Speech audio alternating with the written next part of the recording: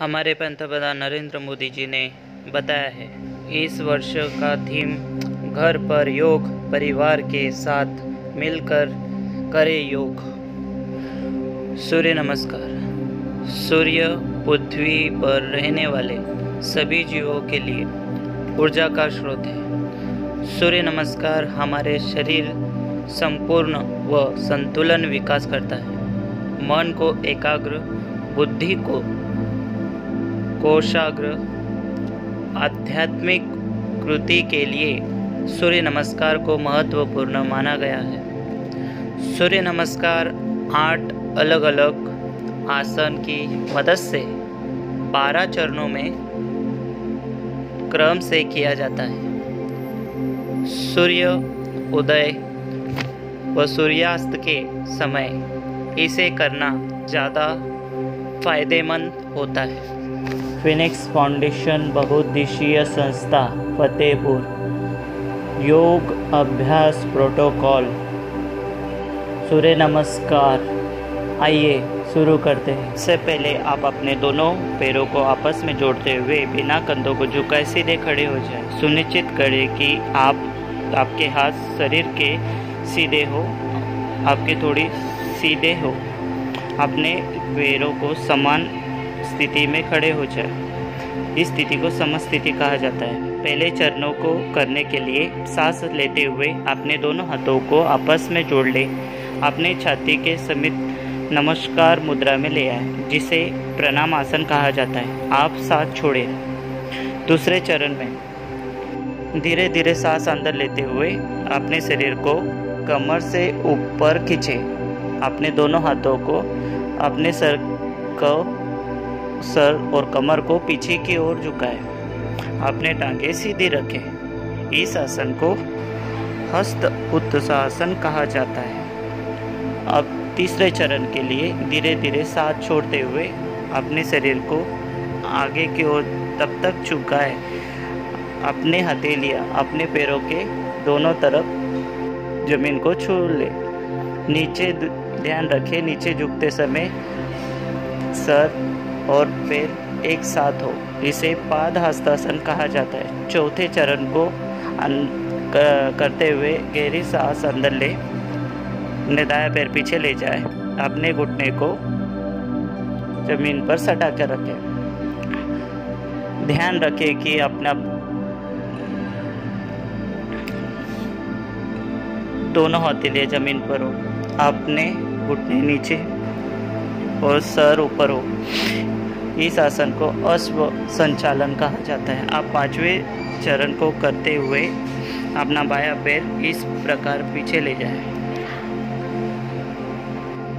अपने दाएं पैर के सीधे हो। सुनिश्चित करें आपके हाथ कंधे सीधी रेखा में हो। साथ ही कंधे, पीठ और नितंबी एक ही समान हो। इस आसन को संतुलन आसन कहा जाता है। इस स्थिति में धीरे धीरे सांस लें। छठा चरण, सांस छोड़ें। अपने दोनों घुटनों को एक साथ जमीन पर रखें। अपने छाती और माथे को जमीन पर रखें। सुनिश्चित करें कि आपके पूरे ऊपर की ओर कोहनियाँ शरीर की समीप हो। इस आसन को साष्टांग आसन कहा जाता है, क्योंकि आपके शरीर की 8 दोनों पाँव के पंजे, घुटने, दोनों हथेलियां, छाती और माथा जमीन पर छुए। ध्यान रखें कि आपके शरीर की वजन 8 अंगों के समान हो। आप 7वें चरण के लिए सांस अंदर लेते हुए अपने श्रोणी बिल्विस को नीचे ले आए। अपने सर और छाती को आगे की ओर सरकाएं। अपने शरीर की ऊपरी हिस्से को नाभि तक उठाएं। सुनिश्चित करें कि अपने पैरों के पंजे आगे की ओर टांगे सीधी हो। इस आसन को भुजंग आसन कहा जाता है। 8वां चरण, धीरे धीरे सांस छोड़ते हुए अपने पैरों के पंजों को अंदर की ओर ले आए। अपने गुड़ों को इतने ऊपर ले जाओ आपके शरीर पर्वत का आकार ले। सुनिश्चित करें आपकी टांगे सीधी हो, आपका सर भुजाओं के बीच हो।